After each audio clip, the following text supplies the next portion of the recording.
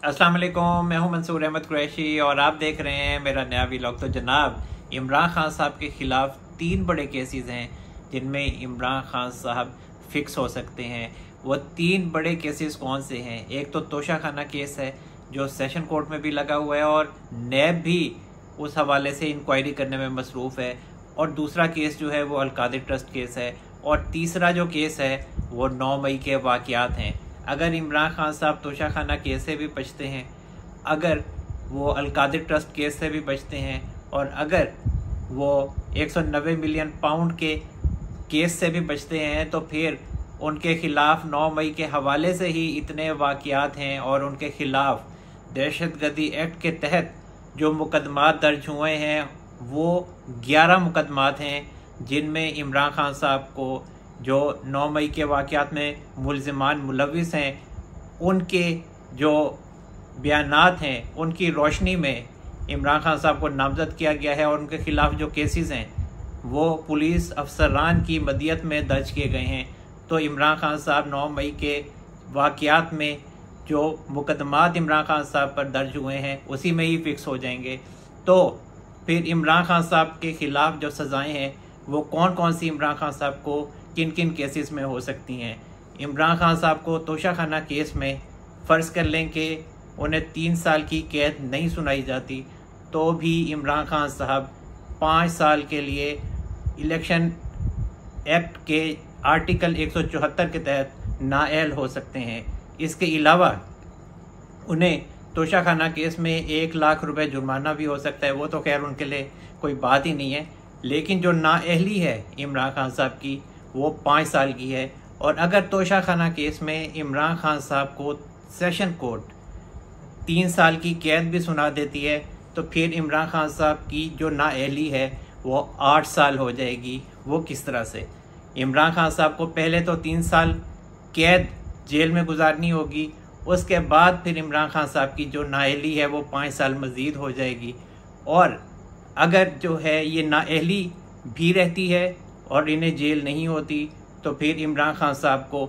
नैब arrest कर सकता है अलकादिर ट्रस्ट केस में, क्योंकि इमरान खान साहब के ख़िलाफ़ जो अलकादिर ट्रस्ट केस है वो ओपन एंड शट केस है। उसमें इमरान खान साहब भी जेल जा सकते हैं और जो बुशरा बीवी हैं वो भी जेल जा सकती हैं। और एक बात मैं आपको बता दूं कि इमरान खान साहब को जेल लाजमी भेजा जाएगा अलकादिर ट्रस्ट केस में, और जो बुशरा बीवी हैं उनके हवाले से भी ख़बरें इतनी मुस्बत नहीं हैं कि उन्हें जेल नहीं भेजा जाएगा। उन्हें यकीनी तौर पर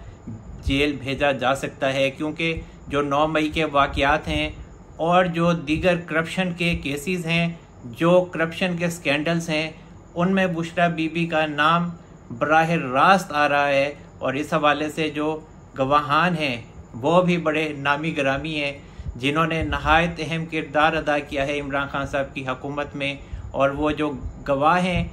एक बड़े गवाह हैं आज़म खान साहब, जो इमरान खान साहब के प्रिंसिपल सेक्रेटरी थे। उनके हवाले से कहा जाता है कि उन्होंने बुशरा बीबी के हवाले से, करप्शन के हवाले से, उनको सपोर्ट करने के हवाले से, फराग गोगी को सपोर्ट करने के हवाले से, करप्शन के मामलात में सपोर्ट करने के हवाले से नहायत अहम किरदार अदा किया है। और अब जो आज़म खान साहब हैं वो 15 जून को अपने घर से निकले थे, जो उनकी रिहाइश गाह है इस्लामाबाद के पॉश एरिया F6 में, वहाँ से उन्हें उठा लिया गया। ज़राए तो यही कहते हैं, जो सहाफ़ी बरादरी है वो यही कहती है कि आज़म खान साहब को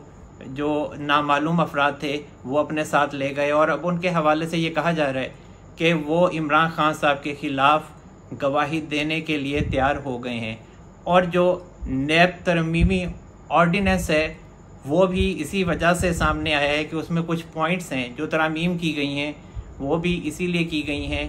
कि जो गवाहान अगर आते हैं, वादा माफ़ गवाह बनते हैं, तो जो नैब के जो चेयरमैन हैं वो उन्हें माफ़ कर सकते हैं। तो कहा जा रहा है कि आज़म खान साहब के हवाले से ही ये कुछ जो तरमीम हैं वो की गई हैं। और दूसरे जो मलिक रियाज साहब हैं, जो प्रॉपर्टी टाइकून हैं, वो भी इमरान खान साहब के ख़िलाफ़ अलकादिर ट्रस्ट केस में वादा माफ़ गवाह बन सकते हैं। और मलिक रियाज साहब हों या आज़म खान साहब हों, इनको किसने कुछ कहना है क्योंकि आज़म खान साहब एक बड़े ब्यूरोक्रेट रहे हैं और जो मलिक रियाज साहब हैं उनके नाम से भी सारी दुनिया वाकिफ़ है। वो हमेशा बच निकलते हैं और आपको पता है कि उनकी जो ताल्लुकात की जड़ें हैं वो खासी मजबूत हैं। उनके जरदारी साहब से बड़े गहरे ताल्लुकात हैं, लेकिन इमरान खान साहब से ताल्लुकात ख़राब करने में वो मिनट भी नहीं लगाएंगे, क्योंकि उन्होंने इस्टेब्लिशमेंट के साथ चलना है। ये जो बिजनेसमैन होते हैं वो सियासत से ज़्यादा अपने बिज़नेस को ज़्यादा अहमियत देते हैं, क्योंकि उन्होंने बिज़नेस करना होता है, और इसी वजह से वो इमरान खान साहब के ख़िलाफ़ वादा माफ़ गवाह बन सकते हैं। इमरान खान साहब अगर अल कादिर ट्रस्ट केस में गिल्टी साबित हो जाते हैं तो इमरान खान साहब को फिर जेल हो जाएगी और इमरान खान साहब को इलेक्शन से पहले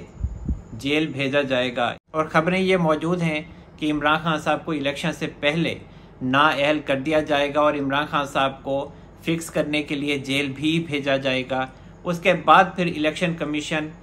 इलेक्शन का ऐलान करेगा और ये तमाम जो पीडीएम में शामिल जमातें हैं और जो पीपल्स पार्टी है वो इलेक्शन में पार्टिसिपेट करेंगी। अब एक खबर सामने आ रही है जो हमारे वज़ीर दाखिला हैं राना सनाउल्लाह साहब, उनकी तरफ से, कि जो मुस्लिम लीग नून है वो जो आम इंतखाबात होंगे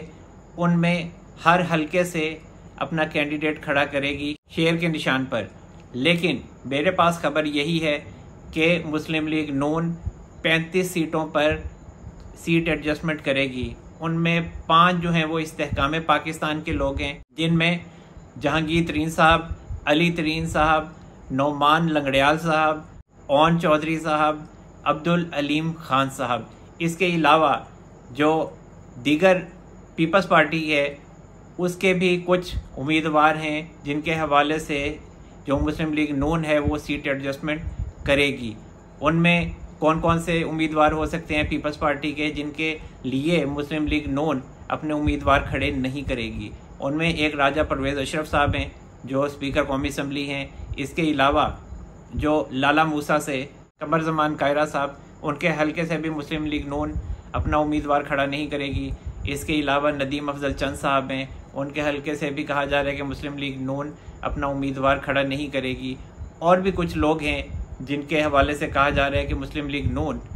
अपना उम्मीदवार खड़ा नहीं करेगी, जिनमें मुल्तान के जो गिलानी साहब हैं, यूसुफ रज़ा गिलानी साहब, उनके जो बच्चे हैं वो इलेक्शन में खड़े होंगे, तो वहाँ पे भी सीट एडजस्टमेंट का कहा जा रहा है। इसके अलावा जो मुस्लिम लीग काफ है, चौधरी शुजात हुसैन साहब की पार्टी, उसके हवाले से भी कहा जा रहा है कि मुस्लिम लीग नून उन्हें भी कुछ सीटों पर उनके साथ सीट एडजस्टमेंट करने जा रही है। बहुत से लोगों का ये ख्याल है कि जो तोशाखाना केस है जो सेशन कोर्ट में लगा हुआ है, हुमायूं दिलावर साहब जिसकी समाअत कर रहे हैं,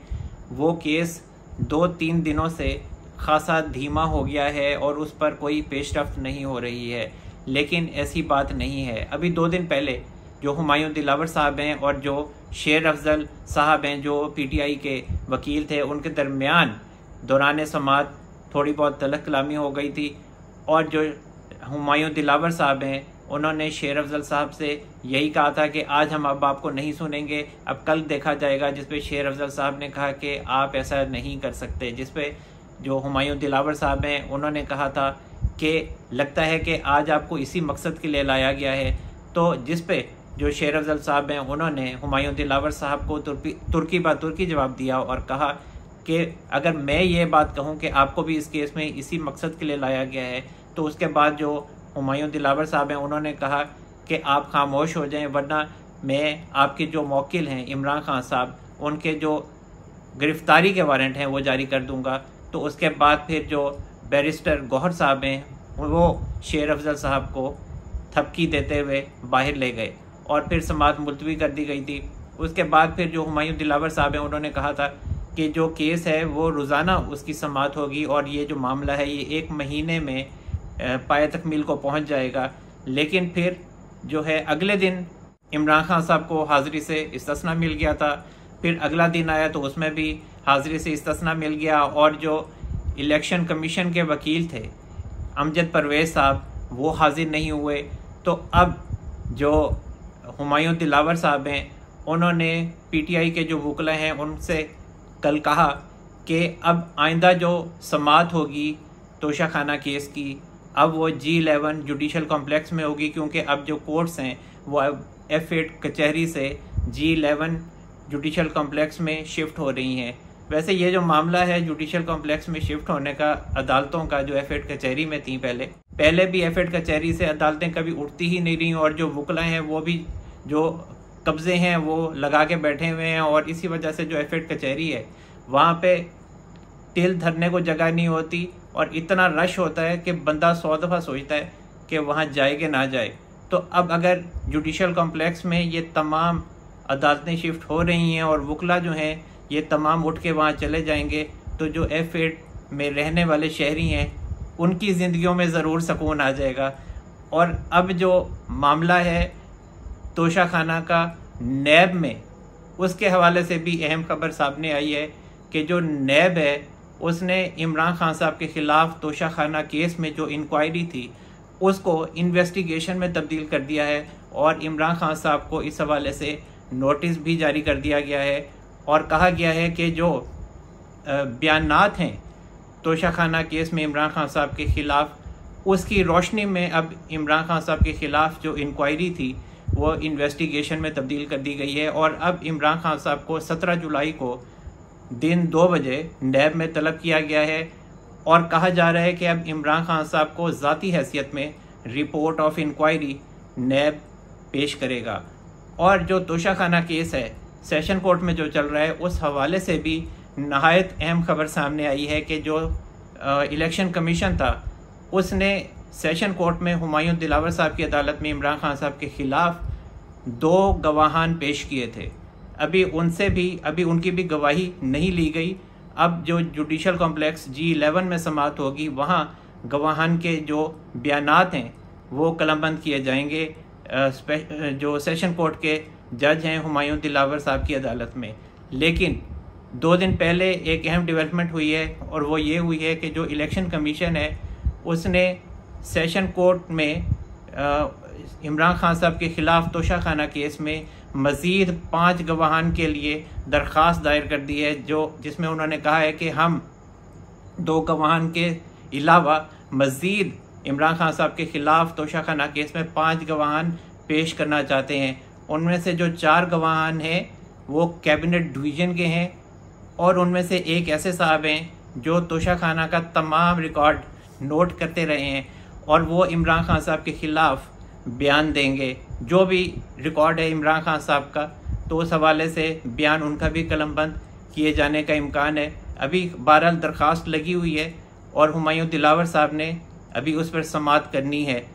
और जो एक और साहब हैं वो ब्लू एरिया के एक प्राइवेट बैंक है उनके मैनेजर हैं, और वो भी तोशाखाना केस में इमरान खान साहब के हवाले से सेशन कोर्ट में बयान देंगे। एक और अहम खबर जो ओवरसीज़ पाकिस्तानीज़ के लिए एक अच्छी खबर है वो ये है कि जो वफाकी हुकूमत की काबीना है उनकी एक कमेटी है कानून साज कमेटी, उसने फास्ट ट्रैक कोर्ट्स के हवाले से एक मसवदा तैयार कर लिया है। और फास्ट ट्रैक कोर्ट्स क्या हैं? जो ओवरसीज़ पाकिस्तानीज़ हैं और उनकी जो जायदादें हैं पाकिस्तान में, और जब वो मुल्क से बाहर होते हैं तो अक्सर उनकी जायदादों पे, उनके घरों पर जो यहाँ के लोग हैं वो कब्ज़ा कर लेते हैं। तो इसी हवाले से अब जो कानून साज कमेटी है काबीना की, उसने फास्ट ट्रैक कोर्ट्स का मसवदा तैयार कर लिया है और उसे मंजूर भी कर लिया गया है। फास्ट ट्रैक कोर्ट्स जो हैं उनके जो जज की तैनाती होगी वो जो पाकिस्तान की हाई कोर्ट्स हैं उनके जो चीफ जस्टिस हैं वो उनके जजेस की तैनाती करेंगे। और पहले मरहले में ये जो पायलट प्रोजेक्ट है, इसके पहले मरहले में इस्लामाबाद की पहली फास्ट ट्रैक कोर्ट बनाई जा रही है, और कहा जा रहा है कि इस्लामाबाद में सिर्फ ओवरसीज़ पाकिस्तानीज़ की जायदादों पर कब्ज़ों के हवाले से ओवरसीज़ पाकिस्तानीज़ की 1600 दरख्वास्तें हैं जिन पर अभी समाअत होनी है। और जो ओवरसीज़ पाकिस्तानीज़ हैं उनके लिए ये सहूलत दी जाएगी फास्ट ट्रैक कोर्ट्स के क़याम के बाद कि वो अपने अपने मुल्कों से घर में बैठकर ऑनलाइन जो हैं वो दरख्वास्तें फास्ट ट्रैक कोर्ट्स में जमा करवा सकेंगे। और जब समाअत होगी पाकिस्तान में तो उस वक्त भी वो वीडियो लिंक के ज़रिए उस समाअत में पेश हो सकेंगे। मज़ीद ये कि जो मसवदा है जो मंजूर किया गया है उसके मुताबिक जो फास्ट ट्रैक कोर्ट्स हैं वो 120 दिन में जो ओवरसीज़ पाकिस्तानीज़ की दरख्वास्तें होंगी, जो भी मामला होगा उसको 120 दिन में हल करेंगी। जबकि फास्ट ट्रैक कोर्ट्स इस्लामाबाद के अलावा दीगर सूबों में भी कायम की जाएंगी और इस मकसद के लिए जो सूबे हैं उनको ये हिदायत जारी की गई हैं कि वो जल्द अज जल्द कानूनी तकाज़े पूरे करें फास्ट ट्रैक कोर्ट्स के क़याम के हवाले से, और जल्द अज जल्द फास्ट ट्रैक कोर्ट्स का क़याम इन सूबों में अमल में लाया जाए। तो जनाब, जो हमारे वज़ीर आज़म हैं मियां मोहम्मद शहबाज शरीफ साहब, उनकी IMF की जो MD हैं क्रिस्टालिना जॉर्जिवा, उन्होंने खुसूसी तौर पर तारीफ़ की है और कहा है कि जो वज़ीर आज़म मियां मोहम्मद शहबाज शरीफ साहब हैं उन्होंने पाकिस्तान के लिए IMF का प्लान लेने में नहायत अहम किरदार अदा किया है और उन्होंने पाकिस्तान का जो केस हमारे सामने रखा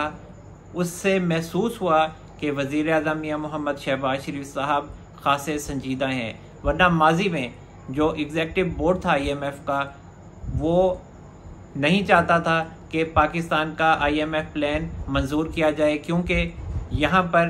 ट्रस्ट का फुकदान था, क्योंकि इमरान खान साहब के दौर में जो IMF का मुआहदा था उसको तोड़ा गया था। तो इसी वजह से IMF जो है वो खासा हिचकिचा रहा था। लेकिन फिर जो माहौलियाती कॉन्फ्रेंस हुई फ्रांस में और जो श्रीलंका के ऑफिशल्स थे उन्होंने मियां मोहम्मद शहबाज शरीफ साहब को कायल किया कि आप खुद जो MD हैं IMF की वो यहाँ आई हुई हैं और आप उनसे खुद क्यों नहीं बात करते। तो उसके बाद फिर मियां मोहम्मद शहबाज शरीफ साहब ने IMF की MD क्रिस्टालिना जॉर्जिवा से मुलाकात की और उन्हें कायल करने की कोशिश की। और जो क्रिस्टालिना जॉर्जिवा हैं उनका मज़ीद ये कहना है कि जो वज़ीर आज़म साहब हैं उन्होंने ये यकीन दहानी करवाई है और वो बार बार हमारे साथ राब्ते में रहे कि IMF का जो प्लान है उसे मंजूर कर लिया जाए और जो माशी इस्लाहात हैं वो मनोवन उन पर अमल करेंगे और 1 इंच भी जो IMF से मुआहदा होगा, जो उनकी कंडीशंस होंगी उनसे पीछे नहीं हटेंगे। तो इसी वजह से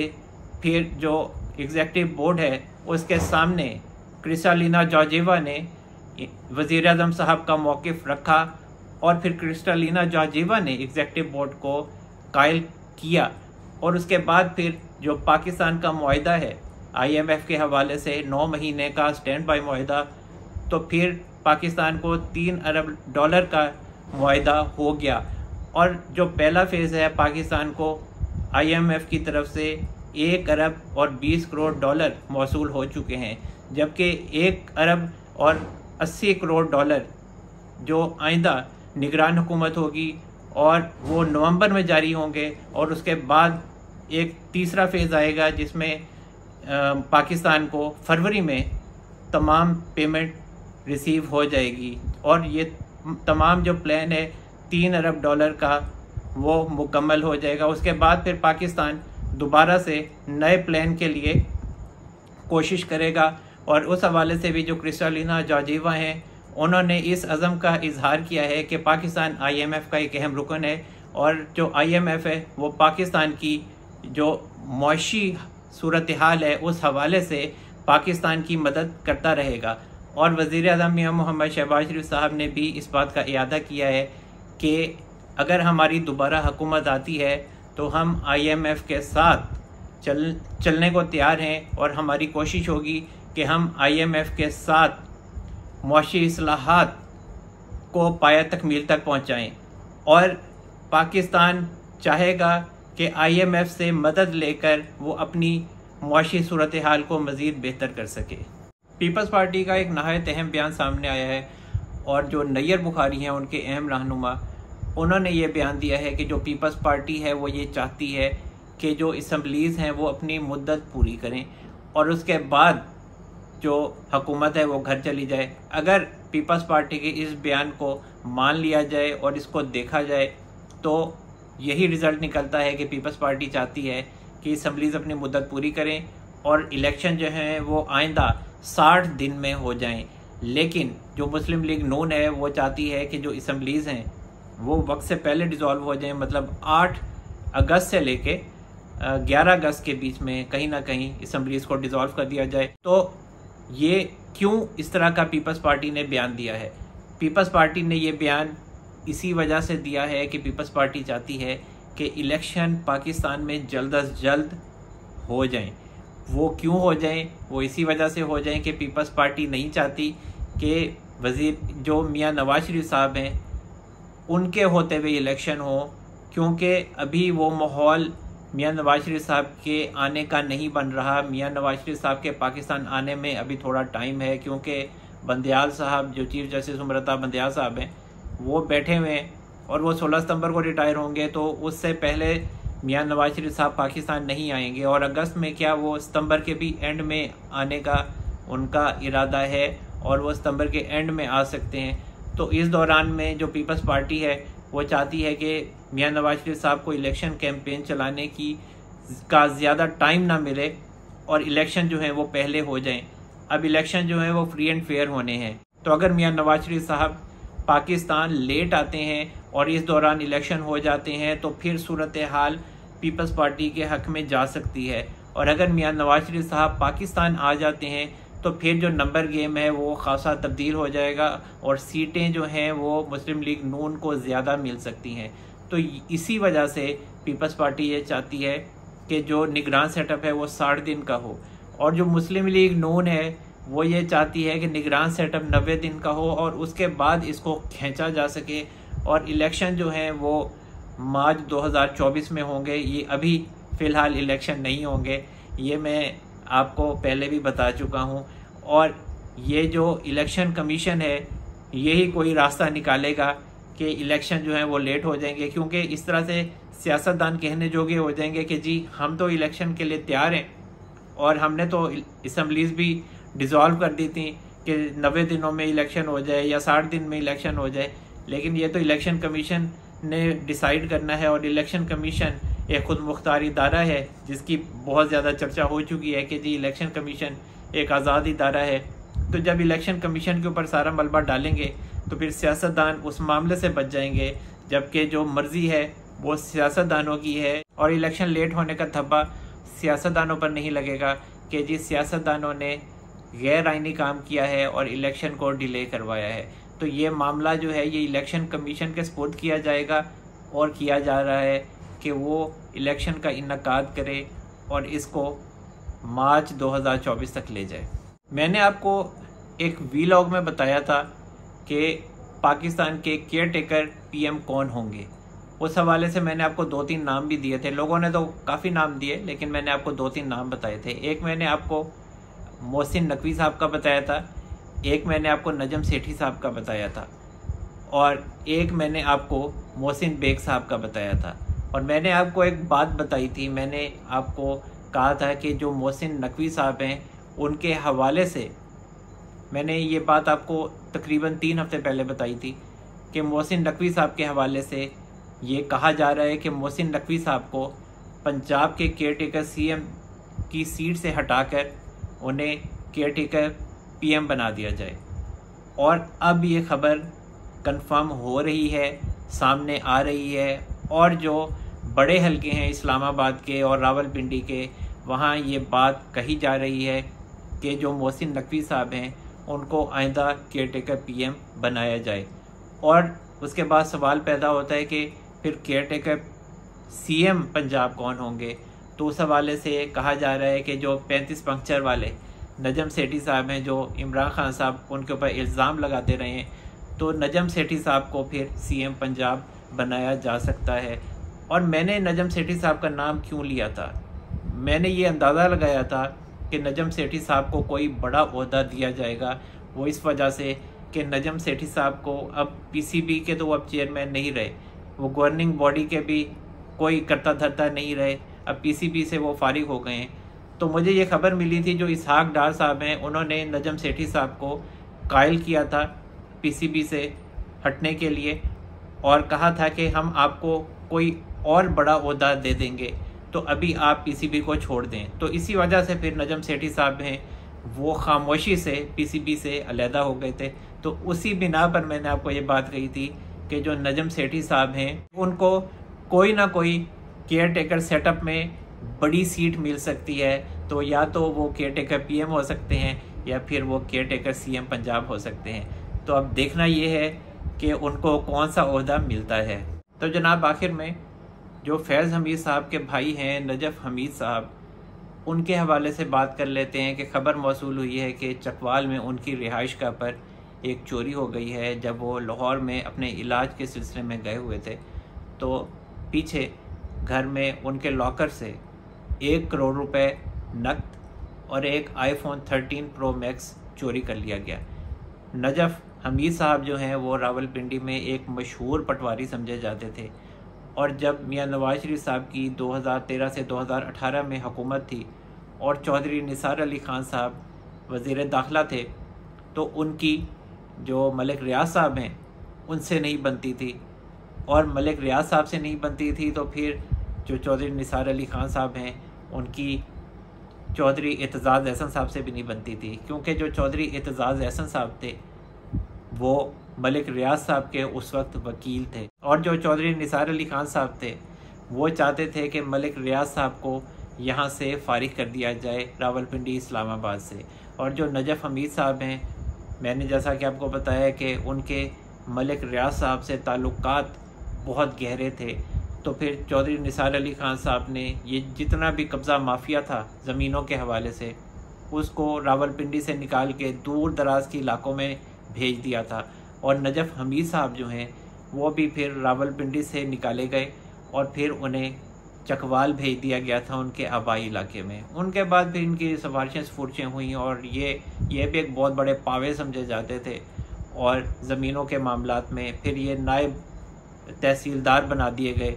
तो अब इनके घर जो चोरी हुई है वो 1 करोड़ रुपए की हुई है, और 1 करोड़ रुपए तो इनके लिए कोई भी माने नहीं रखता, ऊँट के मुंह में ज़ीरे वाली बात है। लेकिन मामला जो है ना वो आईफोन 13 प्रो मैक्स का है जो लॉकर में रखा हुआ था,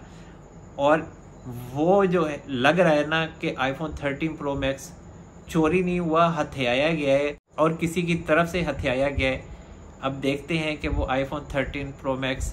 क्या क्या राज इन लोगों के फाश करता है। तो जनाब अब तक के लिए इतना ही। अल्लाह ताला हम सब पर अपना रहम व करम फरमाए। मंसूर अहमद कुरैशी को इजाज़त दीजिए। अपना बहुत सारा ख्याल रखिएगा। अल्लाह हाफिज़।